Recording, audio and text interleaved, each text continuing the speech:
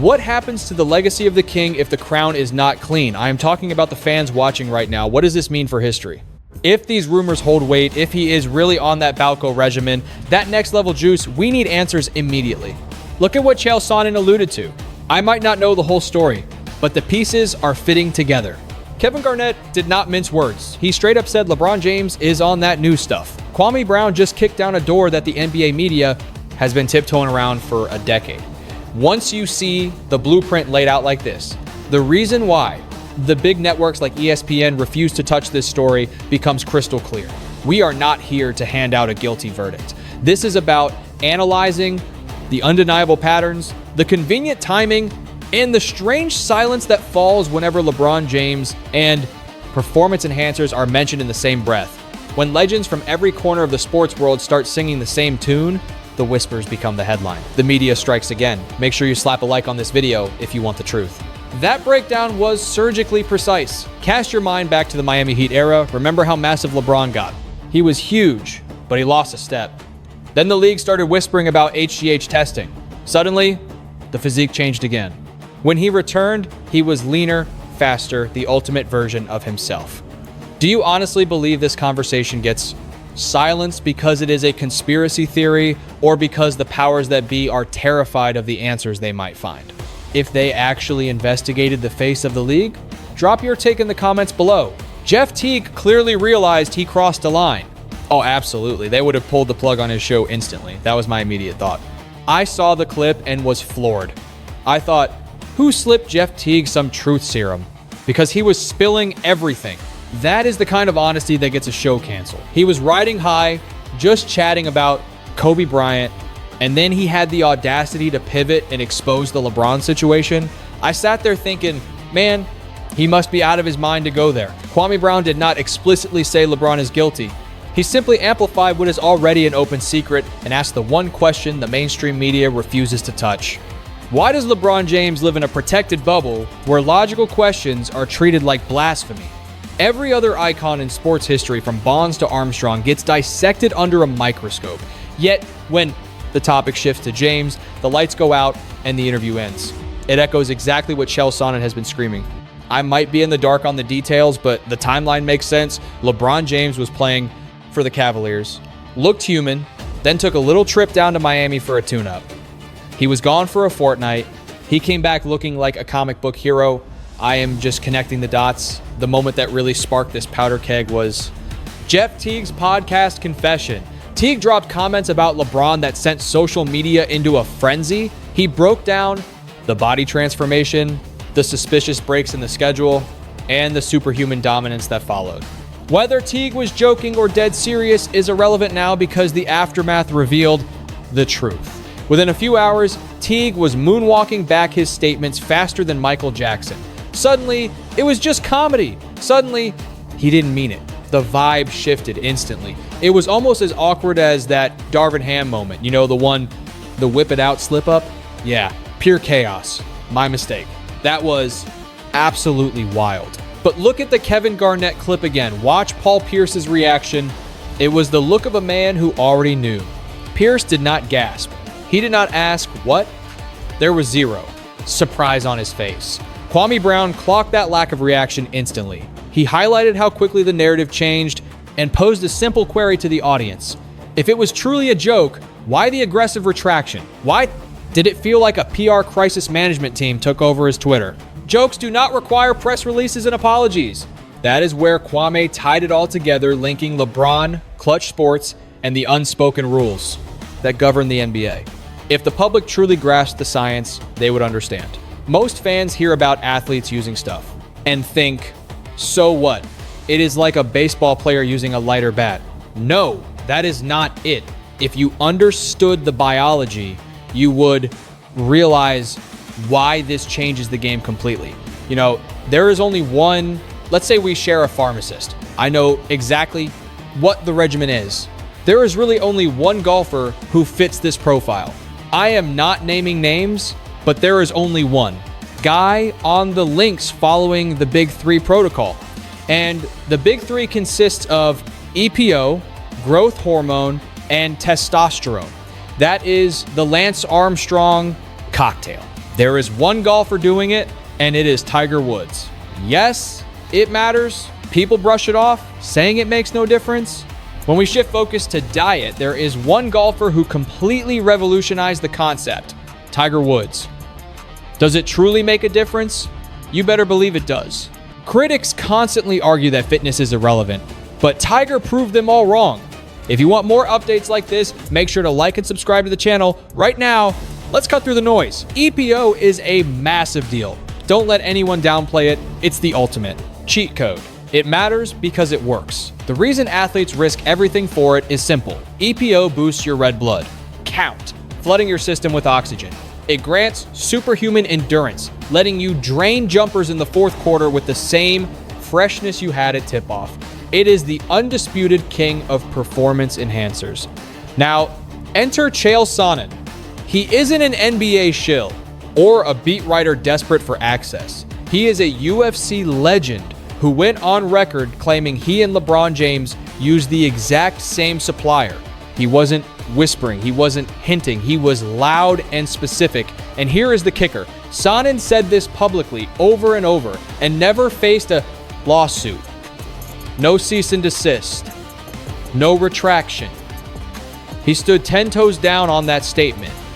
That silence is deafening because usually when you spread malicious lies about a billionaire athlete, legal teams destroy you within 48 hours.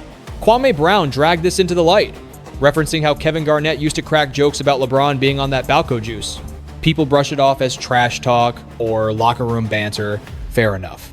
But before we connect the dots, make sure to like this video and subscribe to the channel so you don't miss the truth bombs the mainstream media won't touch. Notice the pattern? The rumors always circle back to the same timeline, the Miami years, the sudden physical mutation, and the absolute hush that follows. Kwame really hammered this point home regarding the Miami evolution. LeBron leaves Cleveland, goes to South Beach for a blink, and returns looking genetically engineered. Bigger, faster, stronger, and more explosive. We are talking about a guy who was already a physical anomaly, somehow hitting a second puberty in his late 20s while playing the most punishing style of basketball imaginable. He is barreling into the paint, absorbing car crash levels of contact, and bouncing back up every single night, season after season. Kwame didn't say this proves guilt. He said it proves that the locker room was watching. Other players know what normal fatigue looks like. That opinion holds weight because it comes from pros who live that life. These are guys who know the limits of human training, recovery curves, and biological wear and tear. They know the baseline, and many of them quietly admitted that LeBron's durability during that stretch was anything but natural. Then you have the HGH testing timeline, a puzzle piece that keeps resurfacing. Jeff Teague alluded to it, and internet sleuths have been screaming about it for years.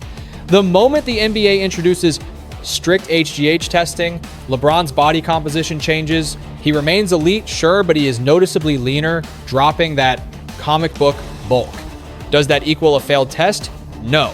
But it is one more massive coincidence that major networks refuse to investigate. And that is the real scandal here. It isn't about guilt or innocence, it is about the protection racket. ESPN will broadcast debates about MJ versus Bron until the end of time.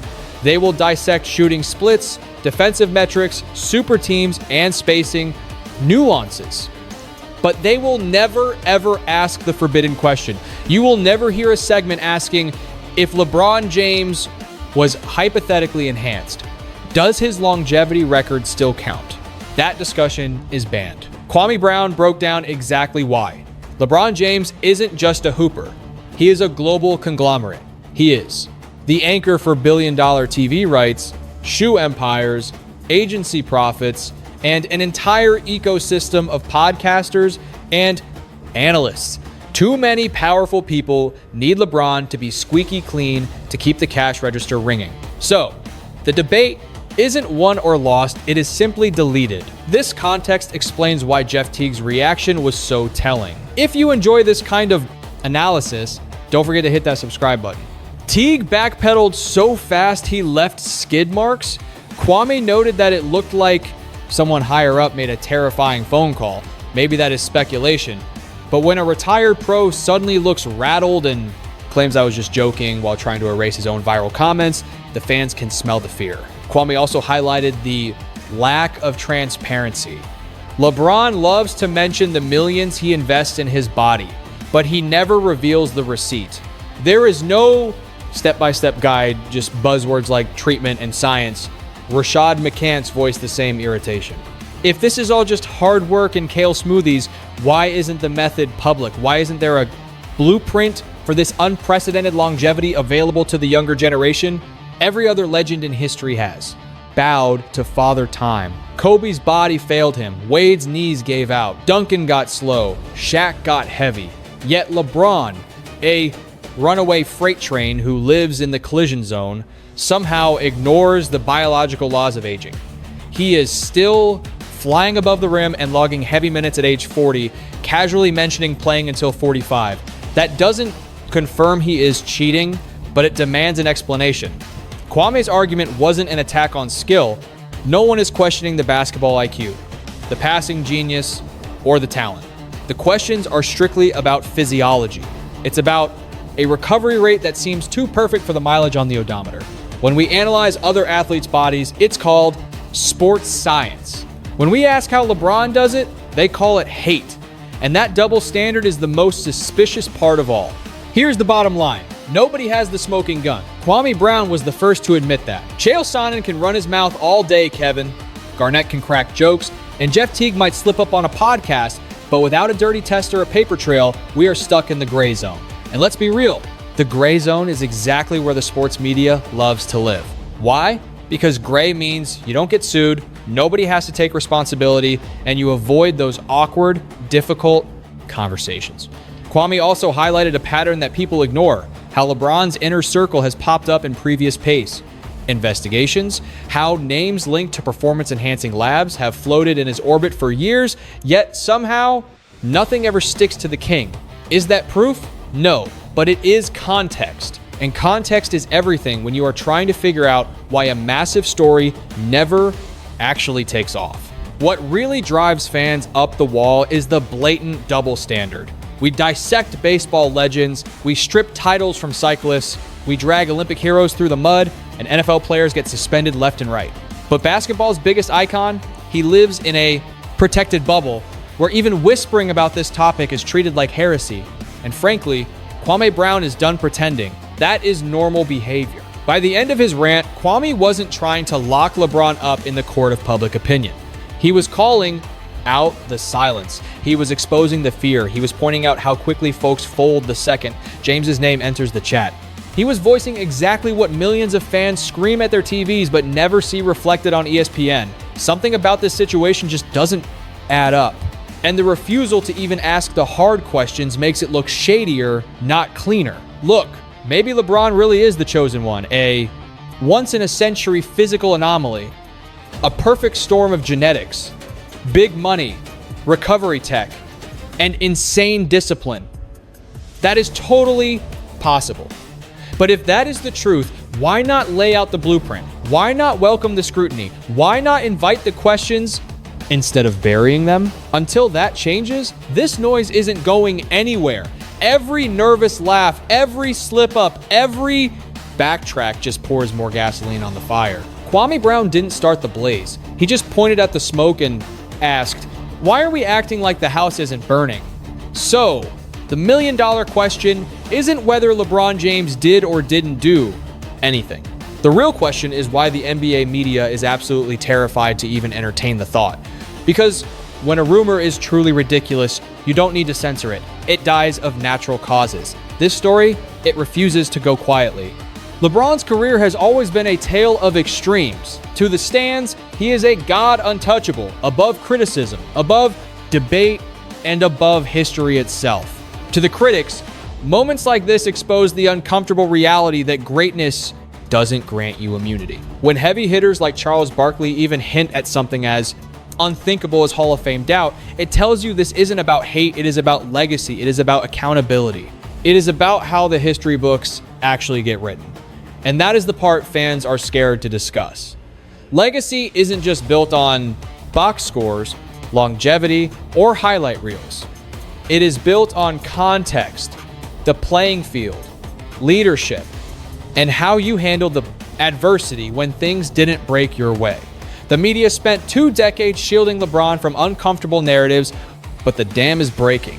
And now those same reporters are shocked the conversation has flipped. If you think we should be allowed to discuss this without everyone panicking, go ahead and smash that like button right now. If you are sick and tired of selective outrage and the media silence, make sure to subscribe and drop a comment below. What do you think is more likely? That LeBron James is a one-off genetic miracle, or that modern sports science might be doing a lot more heavy lifting than anyone is willing to admit? Let's hear your take.